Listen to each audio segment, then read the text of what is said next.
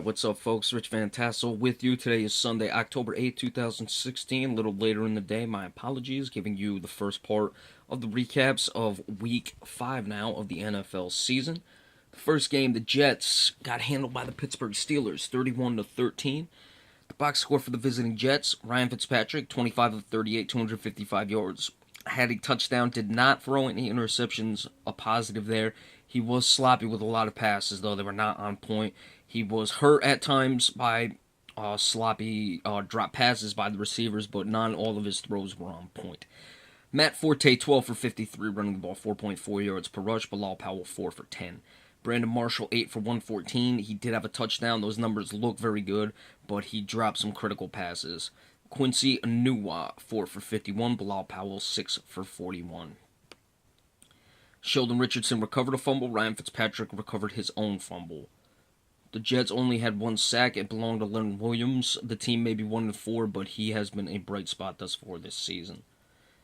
Nick Folk was 2 for 2 in his field goals. For the Steelers, Ben Roethlisberger, very good game. 34 of 47, 380 yards. 4 touchdowns, no interceptions. He had a stretch. He completed about 14 passes in a row, and it was late in the second half. It really iced the game. Le'Veon Bell running the ball, 20 of 66. 3.3 yards per rush, so give the Steelers credit for hanging in there. The Jets, hey, their defensive front is solid, so you got to give them credit in that regard. Sammy Coates had a big day through the air, 6 for 139, 2 touchdowns. Le'Veon Bell, 9 for 88, receiving the ball. Antonio Brown, 9 for 78, he had a touchdown, and Jesse James also caught a touchdown on 6 for 43. Roethlisberger lost a fumble. Jordan Berry fumbled. It was not lost. Altogether, 3 sacks for the Steelers. One of them was split. And Chris Boswell 1 for 1 in his field goals. The New York Jets, hey, as we just discussed, they were sloppy with a lot of passes in this game. There was one play they didn't go for it on 4th down. I felt it was the wrong call, whether the Jets would have won or not. That remains to be seen, but they've got a lot of work to do. Their offense is just not coming together. The defense is actually playing quite well this season. For the Pittsburgh Steelers, as you would expect, good numbers through the air. So that's what they do. Le'Veon Bell now coming back into things. We'll see how well he's going to be able to establish himself as a runner. Very surprising game in the next one. Houston, who I thought was going to win, they got beat up pretty bad by the Minnesota Vikings, 31-13. The box score for the visiting Texans first. Brock Osweiler, hey, man, the quarterback play has really got to be addressed in Houston. 19 of 42, 184 yards, 1 touchdown, no interceptions. They didn't go get Brock Osweiler to do that. Hell, Brian Hoyer was doing better than that, man. Alfred Blue, 6 for 39, running the ball. Altogether, the team 14 of 59, 4.2 yards per rush.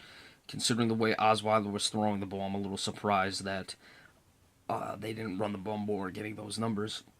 C.J. Fedorowicz, the top wide receiver, 4 for 61. DeAndre Hopkins, 5 for 56, had a touchdown. He is not coming along. Granted, the quarterback play has not been giving them what I would have expected this year, but that's certainly something that's got to be looked into. DeAndre Hopkins is a much better player than what he's been doing this year.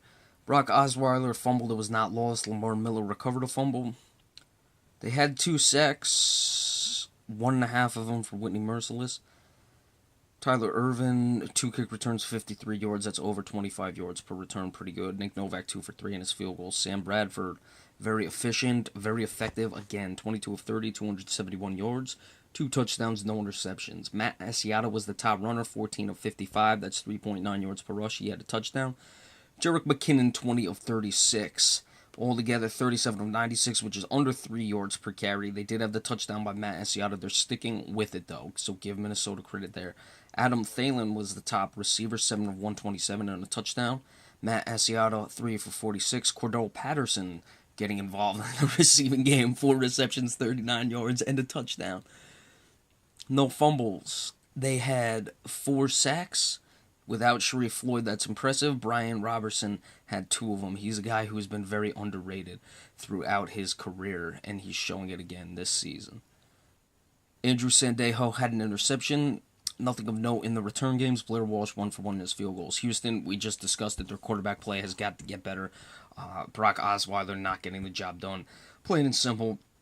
And it's really turning into a problem for Minnesota. Sam Bradford, efficient in the spot. of Teddy Bridgewater after he went down. Even though they're not running, this defense is doing enough, and they are putting the game into Sam Bradford's hands a little bit more, even than they did with Teddy Bridgewater last season, and that's why you're seeing this team really stretch their legs. Very, very impressive victory by the Washington Redskins as they win over the Baltimore Ravens 16-10.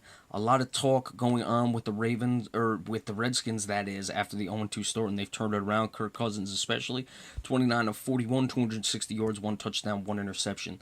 Not much running for the Redskins in this game. Matt Jones, 14 of 31.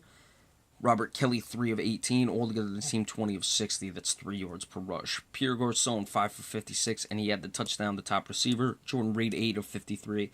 Deshaun Jackson, 3 for 35.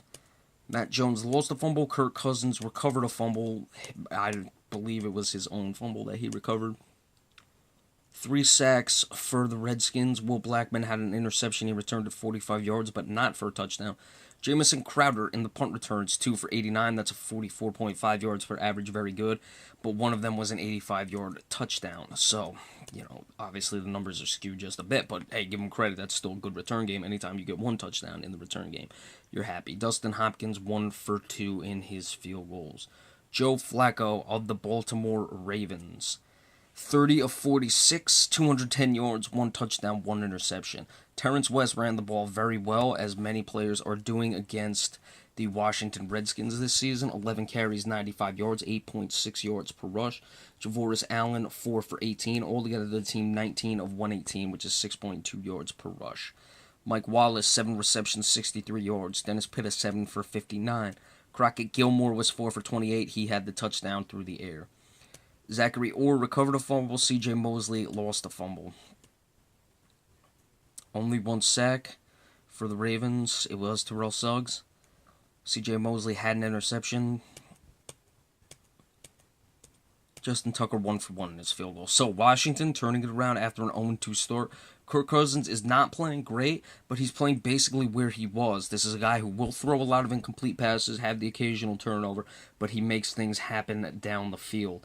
As for Joe Flacco, he's a Super Bowl MVP. We know what he can bring. He's certainly a very clutch player, but he has really been having a tough time navigating his way through the regular season since winning that Super Bowl. I'll take Joe Flacco as I would take anyone in the playoffs. There's not many people I would put above Joe Flacco, but it's certainly something that has to be looked into with Flacco, the way he plays in the regular season. It just doesn't seem like he's going through it as well as he used to in the past.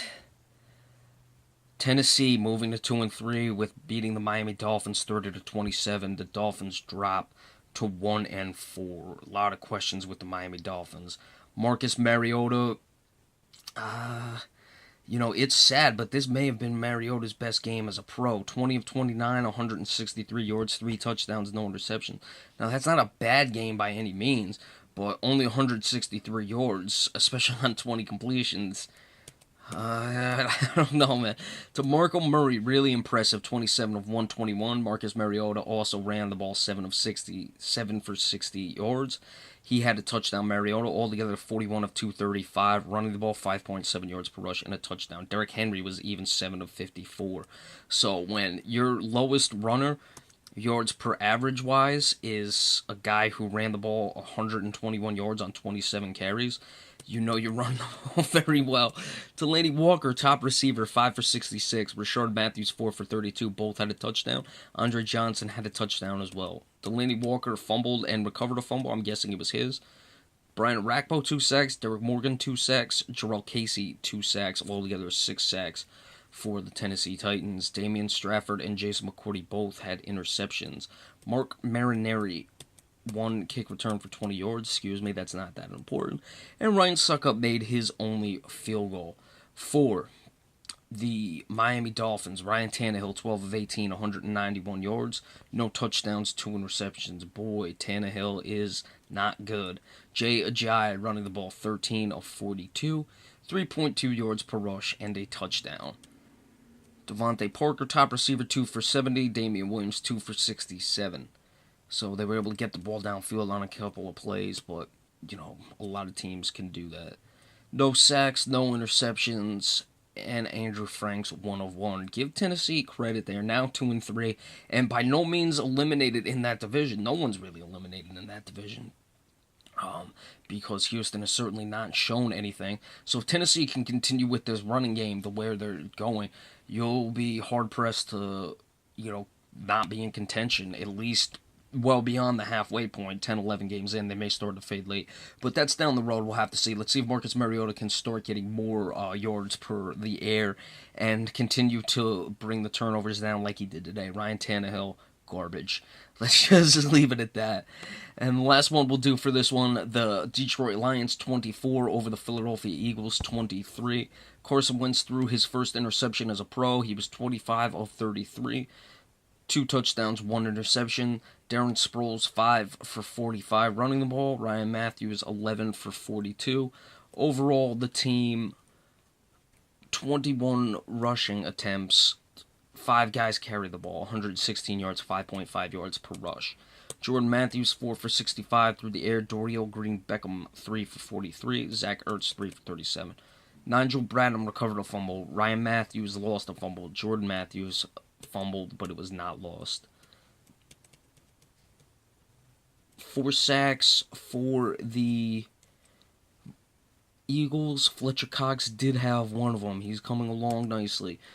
No interceptions, and Caleb Sturgis 3 for 3 in his field goals.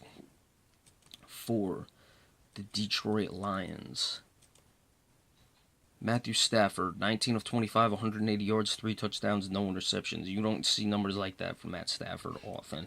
It's either a lot or a whole lot of a mess, but you don't have a whole little of production from Matt Stafford. Theo Riddick, 11 of 49, 4.5 yards per rush. Matt Stafford, 6 of 16. The team altogether 27 of 80, 3.3 yards per rush. Anquan Boldin, top receiver, 4 for 48. Golden Tate 3 for 39, Marvin Jones 4 for 37. He had a touchdown. Theo Riddick also had 2 touchdowns receiving the ball. Tyron Walker recovered a fumble. Matthew Stafford fumbled and lost it, so he can't go without turnovers. 3 sacks for the Lions. Darius Slay had an interception. Matt Prater 1 for 1 in his field goals. Now, give Philadelphia credit. They came back. They were down 14-0 at the end of one. Got the lead at one point. Detroit able to get the win. Detroit moves to 2-3. And if Matt Stafford can have games like this where he's efficient, they may be able to make some noise. But hey, they're really far behind in that division with Minnesota Vikings are playing. Alright, so when we come back, we will do videos for the next part of the game recaps. Be sure to stay tuned for that. And we'll see you not far from now. Thank you so much. Have a good one.